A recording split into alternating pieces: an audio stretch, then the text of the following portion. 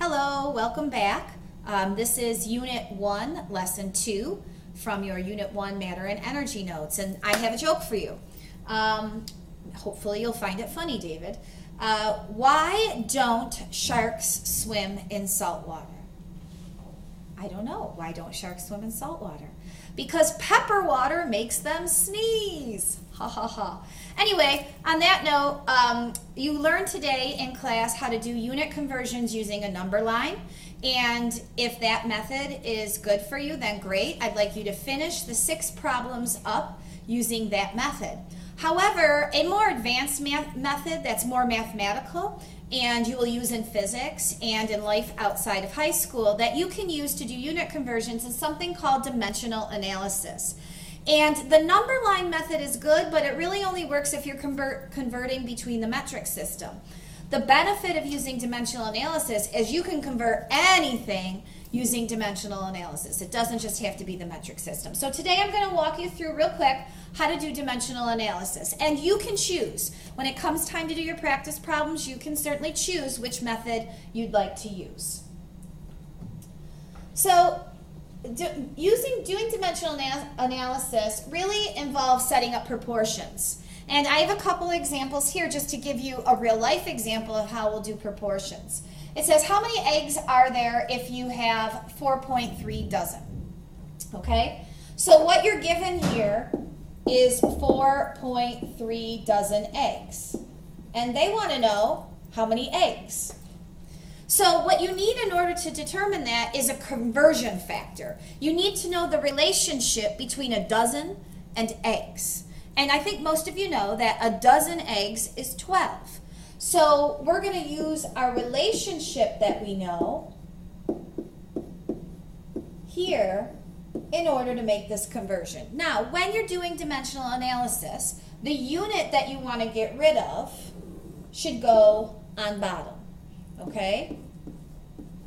The unit that you want to convert to should go on top. Because units are just like numbers, and I'll show you how that works in just a minute. Here is where you place your conversion factor. We know that 1 dozen represents 12 eggs. And now we solve this. To solve this, what you will do is multiply by all the numbers on top and then divide by all the numbers on bottom. So you'll multiply 4.3 times 12, and that will give you some number, and then you'll divide by 1. And you know anything multiplied or divided by 1 is itself, so you can ignore the ones.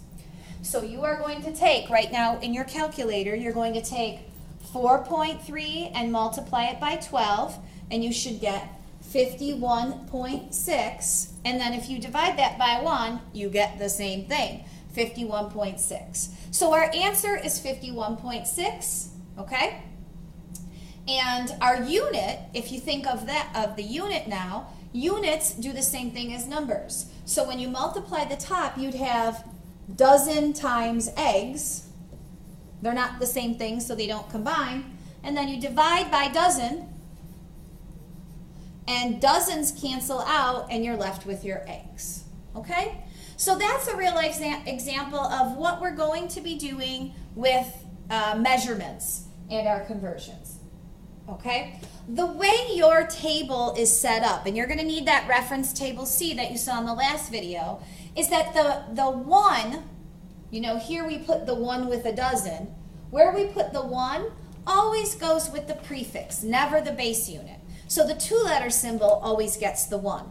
Not the meter, not the joule, not the gram, not the liter. Centimeter gets a 1. Millimeter gets a 1. And the conversion factor you actually get right from the column in Table C that says factor. I'll walk you through a couple examples because I think it's easiest. So I'm going to do these examples with dimensional analysis, and you can also do these with dimensional analysis. So I know some of you already started this and you've done it with moving the decimal. Just move a little space, and if you don't have room, you could do it certainly on a separate sheet of paper. In number 1, we look at the number and what we're given, the unit that follows it. We're given 0.851 liters. Remember, that is our base unit. And they want us to convert that to milliliters. So we draw our little T-chart here. We put liters on the bottom, milliliters on top. Because that's how we'll get rid of the liters and we'll convert to milliliters. The two-letter symbol always gets the 1. And to get the number that goes here, we look at table C. We need to know how many liters are in 1 milliliter. And where you find that information is on table C. So let's go back to that table C that we were using, or maybe you have your reference tables in front of you, and here's table C. Remember, your liter would be here. Okay? We're converting between the liter and the milliliter. So to get the number, how many liters there are in a milliliter, we actually look up milli. I know it seems a little bit backwards, but you look up, I always say look up the first initial. Okay? So the first initial is a little m. That says 10 to the negative 3. So when we do our conversion, that's what we're going to put next to our base unit. Okay? In 1 milliliter, there are 10 to the negative 3 liters. Now we're all set. We multiply by the top. 0.851 times 1. We divide by the what's in bottom. So we divide that by 10 to the caret negative 3. And you should come up with 851, just like you did when you were moving the decimal point. Your units would be liters times milliliters divided by liters, which make your liters cancel out. So the unit that you're left with is your milliliter. Okay? We'll do one more of these, and then I'll want to do one on the next page because they get a little bit more complicated. So in this one, I think we're given 8.43 centimeters. And they want us to convert to meters. Remember, meters your base unit. It's just M. So you set up your T-chart. You want to get rid of the centimeters. You put it on bottom. You want to convert to the meters. It goes on top. The two-letter symbol gets the 1. And now we go to table C and look up centi to find out what goes with the base unit. So if we go up to table C and we look up the first letter of the two-letter symbol, there it is. It's 10 to the negative 2. And so that goes here. In 1 centimeter, there are 10 to the negative 2 meters. That's what that means. That's how you interpret that chart. We multiply by all the tops, 8.43 to the EE negative 2. Oh, sorry. 8.43 times 10 to the caret negative 2, or EE. You can use that also. And then divide by 1. Divided by 1. 8.43 times 10 to the caret negative 2. And what you get, what my calculator says, is 0.0843. The units would be centimeters times meters divided by centimeters, which makes your centimeters cancel out, and the unit you're left with is the meter. Okay? I want to do one a little bit more complicated. So if you flip your page and you look at question number 4, it's a little bit more complicated. What you might notice about this question is that there is no base unit given. You're going from nanometers to centimeters. And that's where this gets more confusing than the number line. Because the table that we're using to show relationships only relates the nanometer to the meter and the meter to the centimeter.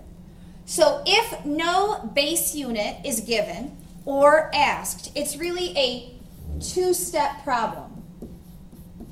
In the first step, you take what's given, which is the nanometers, and you convert it to the base unit, the meter, because that's what table C relates nanometers to, is meters. In the second step, you take your meters and convert it to what they want, which in this example is centimeters. So this is your first step, this is your second step. It's the same idea, you just have to do 2 conversions now instead of 1, because there's only 2-letter symbols. Only 2-letter symbols, 2 steps, pretty easy to remember. So we take our 294.5 nm, nanometers. Okay?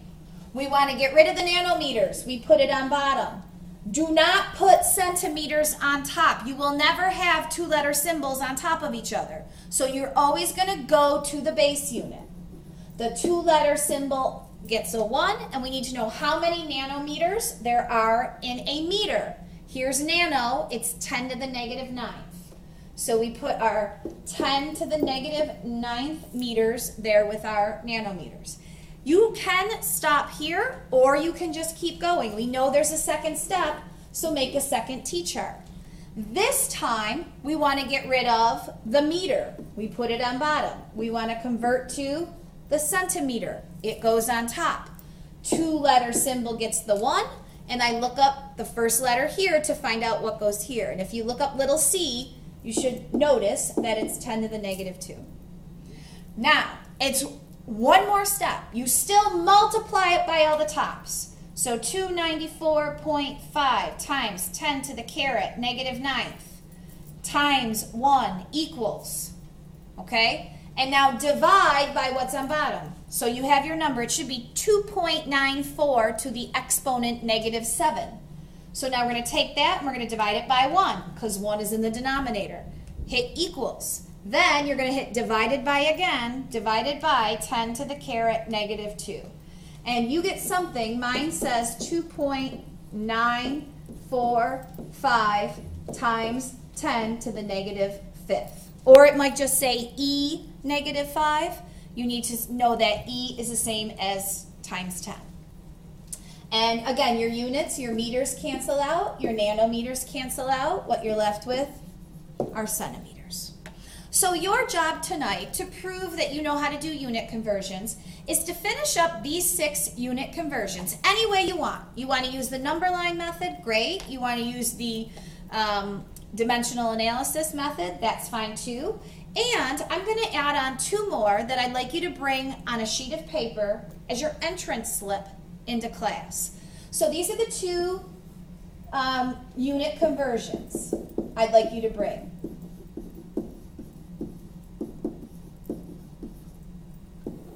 Okay, number 1, convert 540 joules to kilojoules. That's number 1. Number 2, convert 0.00478 kilograms to milligrams. One of these, your choice, must be using dimensional analysis. So do one dimensional analysis, one move of the number line. If you don't get the dimensional analysis, try doing the number line and see if you can figure out how to set up the dimensional analysis. And if you have any questions, write it for now on a sheet of paper and bring it in tomorrow. Have a great night, everybody, and we'll see you bright and early, or maybe later in the afternoon, tomorrow. Bye-bye.